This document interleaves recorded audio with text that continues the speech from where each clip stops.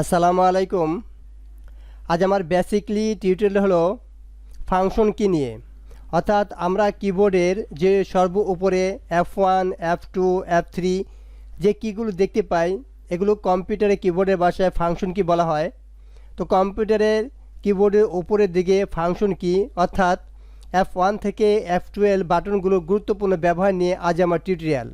তো আপনারা যদি আমার এই টিউটোরিয়ালটা কন্টিনিউ করেন, আমি আশাবাদী আপনারা কিবোর্ডের ফাংশন কি নিয়ে কোনো রকম সমস্যার সম্মুখীন হতে পারবেন না, এবং এই কিগুলো যে আপনাদের কী ধরনের উপকার দিবে ভবিষ্যতে সেটা আপনি ধারণা করতে পারবেন না। যারা আমরা কম্পিউটারে কাজ করি, হোক সেটা MS word, MS excel, PowerPoint, design, internet, অর্থাৎ যে কোনো প্রসেসে আমাদের এই ফাংশন কি সম্বন্ধে অবশ্যই অভিজ্ঞতা থাকলে আমাদের কাজগুলো অনেকাংশে ইজি হয়ে যাবে। সো আমি এখানে আপনার F1 থেকে F12 বাটনগুলোর গুরুত্বপূর্ণ ব্যবহারগুলো নিয়ে স্টেপ বাই স্টেপ আলোচনা করব। সো আমি আমার টিউটোরিয়ালে চলে যাচ্ছি। এখানে সর্বপ্রথম আছে F1। এই কিবোর্ডের F1 দিয়ে আমরা কি করতে পারি, অর্থাৎ F1টা সাহায্যকারী হিসেবে ব্যবহৃত হয়। যখন F1 কি চাপা হয় তখন প্রত্যেকটা প্রোগ্রামের হেল্প মেনু চলে আসে। আমি ফর এক্সাম্পল আপনাদের যদি উদাহরণস্বরূপ দেখাই, আমি অন্য একটা ফাইলে আসলাম। এখান থেকে আমি ফাংশন কি F1 চাপ দিলাম। তো F1 চাপ দিলে দেখেন আমার সামনে একটি হেল্প মেনু চলে আসলো।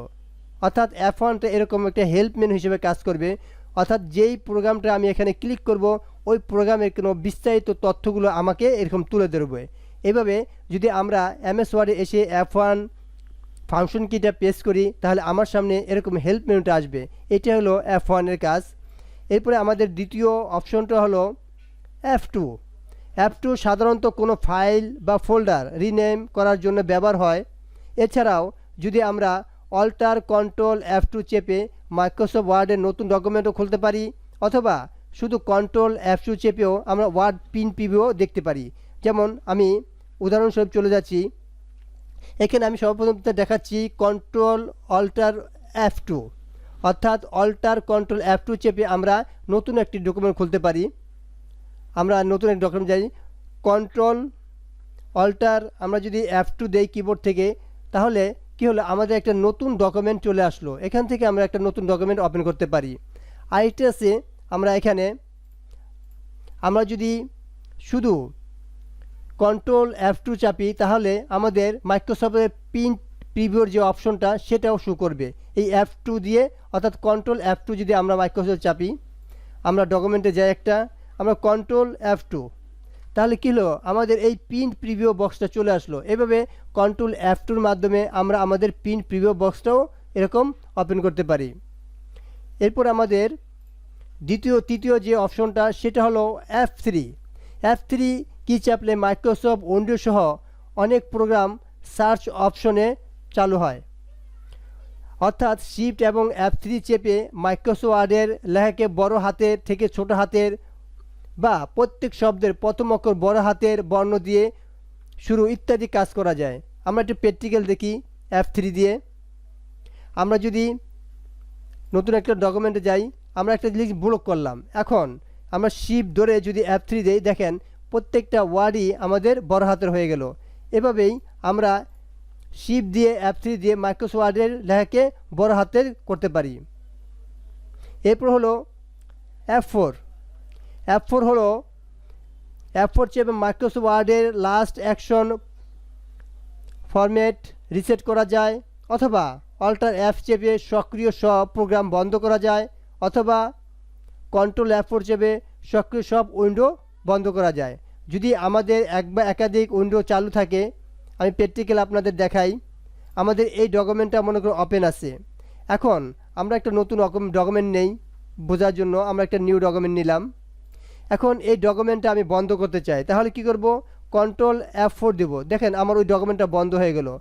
আরও আমরা একটা কাজ করতে পারি, সেটা হলো আমরা যদি কন্ট্রোল F4 দেই তাহলে উইন্ডো বন্ধ হলো। আরেকটা হলো অল্টার F4 চেপে সক্রিয় সব প্রোগ্রাম বন্ধ করা যায়। আমরা যদি এখানে এই প্রোগ্রামটা সক্রিয়, আমরা আবার একটা নতুন ডকুমেন্ট নেই। এখন আমরা অল্টার F4 দেই, অল্টার F4 দিলে দেখেন আমার ওই সক্রিয় প্রোগ্রামটা বন্ধ হয়ে গেছে। এখন যদি আবার অল্টার F4 দিই, আমার এটাও বন্ধ হয়ে যাবে। এভাবে কন্ট্রোল F4 এবং অল্টার F4 দিয়ে আমরা সক্রিয় কোনো উইন্ডোকে বন্ধ করতে পারি। এরপর F5 চেপে মাইক্রোসফট উইন্ডোজ, ইন্টারনেট ব্রাউজিং ইত্যাদি রিফ্রেশ করা যায়, অথবা পাওয়ার পয়েন্টের স্লাইড শো আরম্ভ করা যায় এবং মাইক্রোসফট ওয়ার্ডের find replace go to window open করা যায়। যেমন আমরা যদি আমাদের ওয়ার্ডে আসি, অর্থাৎ আমরা শুধু F5 চাপবো, F5 চাপলে দেখেন ফাইন্ড রিপ্লেস গো টু, এটা কিবোর্ডটা চলে আসে কমান্ডটা। আমরা এইভাবে মাইক্রোসফট ওয়ার্ডের যে কোনো কিছু, অর্থাৎ ফাইন্ড রিপ্লেস গো টু এই অপশনটা ডায়ালগ বক্সটা আনতে পারি F5 এর মাধ্যমে। এছাড়াও আমরা যদি এই কম্পিউটারকে আমরা একটু মিনিমাইজ করি, যে রিফ্রেশ করতে চাই, তাহলে আমরা যদি F5 ক্লিক করি, অথবা তাহলে এটা রিফ্রেশ হবে, অথবা আমরা যদি কোনো ধরনের এরকম উইন্ডোজ নিয়ে আসি ইন্টারনেটের, আমরা যদি এখানে F5 ক্লিক করি, দেখেন এটা রিফ্রেশ হচ্ছে। তো এইভাবে রিফ্রেশ করা যায়। আবার এই যদি আমাদের ডেস্কটপকেও এরকম রিফ্রেশ করতে চাই, যেটা আমরা মাউস দিয়ে রিফ্রেশ করি, সেটা যদি আমরা কিবোর্ড থেকে F5 দিয়ে, দেখেন এটাও রিফ্রেশ হয়। তো এইভাবে F5 দিয়ে রিফ্রেশ করা যায়। এরপরে আমাদের যে অপশনটা সেটা হলো F6 চেপে মাউসের কার্সরকে ইন্টারনেটের ব্রাউজারের অ্যাড্রেস বারে নিয়ে যাওয়া যায়। অর্থাৎ আমরা যদি কন্ট্রোল শিফট F6 চেপি, তাহলে মাইক্রোসফট ওয়ার্ডের ডকুমেন্ট খোলা অন্য ডকুমেন্ট সক্রিয় করা যায়। অর্থাৎ আমরা এখানে আমাদের দুইটা উইন্ডো আছে, সাপোজ মনে করেন এটা একটা আর এটা হলো এটা একটা। এখন এই উইন্ডো থেকে আমরা আমাদের ওই আরেকটা উইন্ডোতে যেতে চাই, তাহলে আমরা কি করব, এখানে এই কন্ট্রোল অর্থাৎ কন্ট্রোল শিফট F চাপবো। কন্ট্রোল শিফট F6 চাপলেই আমাদের আইটি সক্রিয় উইন্ডো চালু হবে। যেমন আমি এই উইন্ডোতে আসি, আমি এখন কন্ট্রোল শিফট F6 চাপবো, তাহলে কি হবে, আমার এই উইন্ডোতে নিয়ে গেল। আবার কন্ট্রোল শিফট F6 চাপবো, আমাকে আবার এই উইন্ডোতে নিয়ে আসলো। অর্থাৎ মাইক্রোসফট ওয়ার্ডের যে ডিফারেন্ট কোনো উইন্ডো থাকে, এক উইন্ডো থেকে আরেক উইন্ডোতে যাওয়ার জন্য কন্ট্রোল শিফট F6 দিলে আমাদের এরকম উইন্ডো চেঞ্জ করা যায়। এরপর শিফট F অর্থাৎ শিফট F চেপে মাইক্রোসফট ওয়ার্ডের লেখা বানান ও গ্রামার ঠিক করা যায় এবং মজিলা ফায়ারবক্সের ক্রিয়েট ব্রাউজিং চালু করা যায়। এছাড়া শিফট F চেপে মাইক্রোসফট ওয়ার্ডের কোনো নির্বাচিত শব্দের প্রতিশব্দ, বিপরীত শব্দ, শব্দের ধরন ইত্যাদি জানার ডিকশনারি চালু করা যায়। আমি আপনাদের প্র্যাকটিক্যাল দেখাই। এখন প্রথমে আছে, আমরা যদি শুধু F7 চাপি, আমরা কিবোর্ড থেকে শুধু F7 চাপলাম, তাহলে দেখেন এখানে বানান চেক করার অর্থাৎ স্লিপিং অ্যান্ড গ্রামারের যেই ডায়ালগ বক্সটা সেটা চলে আসে। এভাবে আমরা F7 দ্বারা স্লিপিং অ্যান্ড গ্রামারের ডায়ালগ বক্সটা নিয়ে আসতে পারি। এছাড়াও আবার যদি আমরা F7 চাপি, অর্থাৎ আমরা যদি শিফট ধরে F7 চেপে মাইক্রোসফট ওয়ার্ডে কোনো নির্বাচিত শব্দের প্রতিশব্দ, বিপরীত শব্দ অথবা শব্দের ধরন ইত্যাদি জানতে চাই ডিকশনারি, সেটাও সম্ভব। অর্থাৎ আমরা আমাদের ডকুমেন্টে আসলাম, এখন শিফট ধরে আমরা F7 চাপি, তো দেখেন এই শিফট ধরে F7 চাপলে এখানে আমাদের ডকুমেন্টগুলো চলে আসতেছে। অর্থাৎ আমরা কোনো কিছুর একটা প্রতিশব্দ জানতে চাই, যেমন এক্সামিনেশন, এটার প্রতিশব্দটা আমরা জানতে চাই, তাহলে আমরা শিফট F7 চাপবো। শিফট F7 চাপলে এর প্রতিশব্দগুলো এখানে চলে আসবে।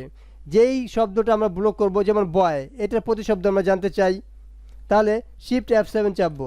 দেখেন এই বয়ের যে প্রতিশব্দগুলো আছে, সন আর অন্যান্য যতগুলো আছে সবগুলো চলে আসতেছে।